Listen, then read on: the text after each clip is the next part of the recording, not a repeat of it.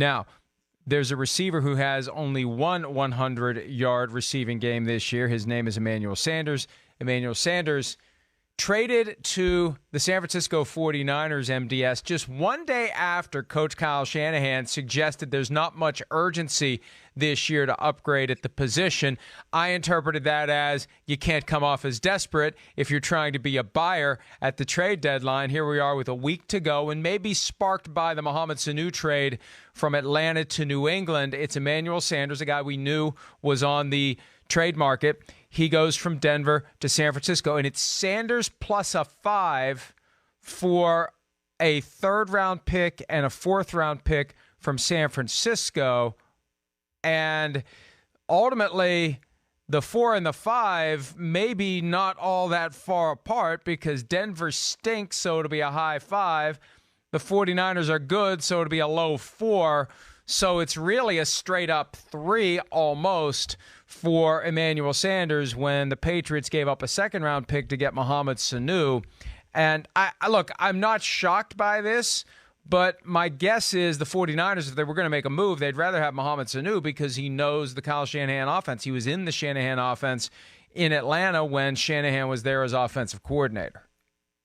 Yeah, I would bet that maybe the 49ers got a little desperate when the Patriots pulled the trigger and the Falcons agreed on that Sanu trade. And it wouldn't be surprising to know that, a lot of the time when we talk about trades, we say, oh, why did that team give up that much? They could have gotten him for less, right? But you never know what other offers are out there.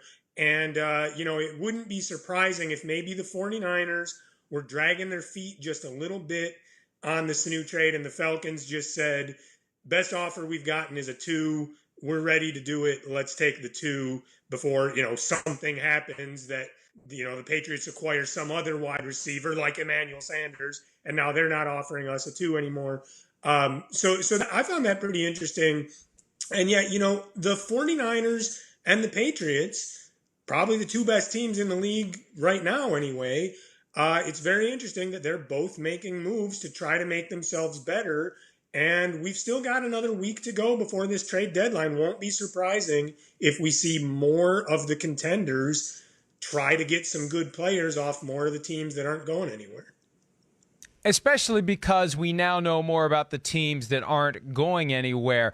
Last weekend's games, this weekend's games, you combine the two, and you really can get to a level of comfort after 8 weeks as to who's going to stink and who could benefit from using their current assets, guys who may not be there for the turnaround next year. Use them now to get draft picks that will help you get better. The Falcons obviously know they stink. And the Broncos, after Thursday night's putrid performance offensively against the Chiefs, and defensively they weren't much better, the Broncos can come to the conclusion that it's time for them to sell as well. And it'll be interesting to see who else is available from that Denver team. Chris Harris Jr., cornerback in the last year of his contract. That's going to be the next guy to keep an eye on. And I still think Von Miller can be had.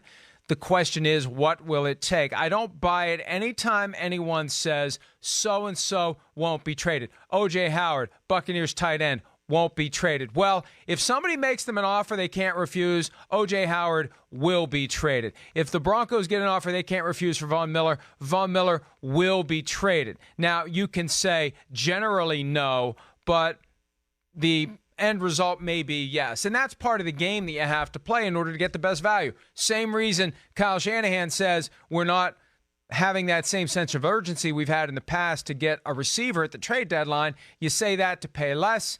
You say that you're not going to trade the guy to get more. And look at the activity we've already had. We still have a full week.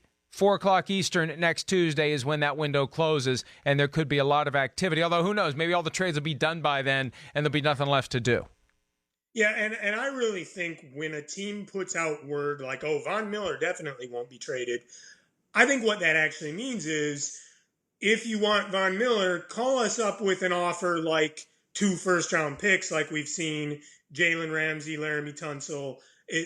That's really what they're communicating. It's not don't call us at all. It's be ready to offer us something really good if you want us to talk about a Von Miller trade because any player can be traded for the right offer. If it's a good enough offer, any player can be traded. Now, I guess there might be some franchise quarterbacks who a team just would say, listen, we're just not interested. But, even a franchise quarterback, if you got enough first round picks in exchange for him, maybe you'd think about it. So I really believe that any player can be traded, and certainly Von Miller could be traded. The real question is there a team that thinks we are one good pass rusher away from winning the Super Bowl?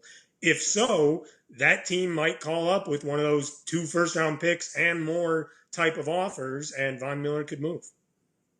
Yeah, last week in the aftermath of the Jalen Ramsey trade, he harvested 2 first-round picks and a 4th-round pick for the Jaguars. We had some conversations about guys you wouldn't trade for 2 1s and a 4, and there really aren't many guys that you would say, no way in hell to 2 1s and a 4. The question is, how many guys truly are untouchable?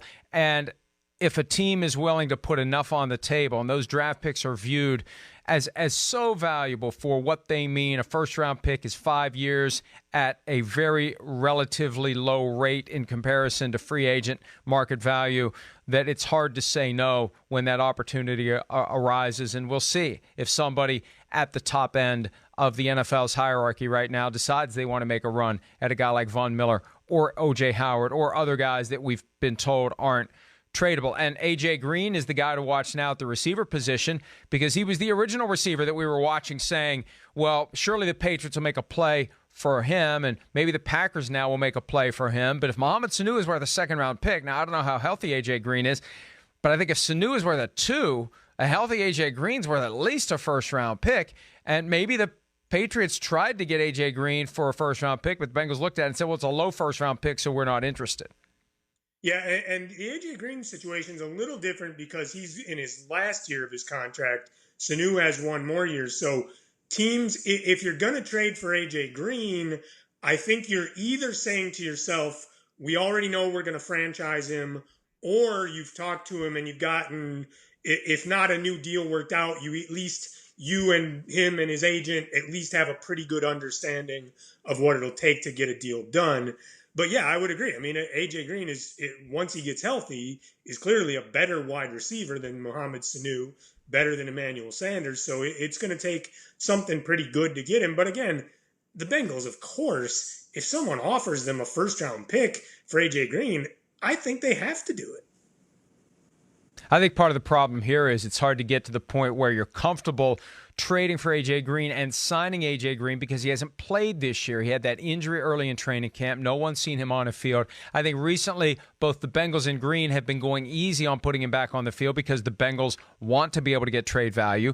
Green wants to leave, or at least wants to wait until he sees where he's going to be. A lot of moving parts to make it work, and you really have to take a leap of faith if you're a new team signing A.J. Green to a long-term deal, because there's a chance he's not going to be the guy that he was. You may be getting someone who is damaged goods, so I think that makes it more difficult as well. So that's where the trade market currently stands. Again, another week to go, maybe a lot more activity as the teams that are at the top try to go all in, and the teams at the bottom realize that it's time to fold the tents and live to fight another day with more draft picks as opposed to veteran players who won't be there when and if things turn around.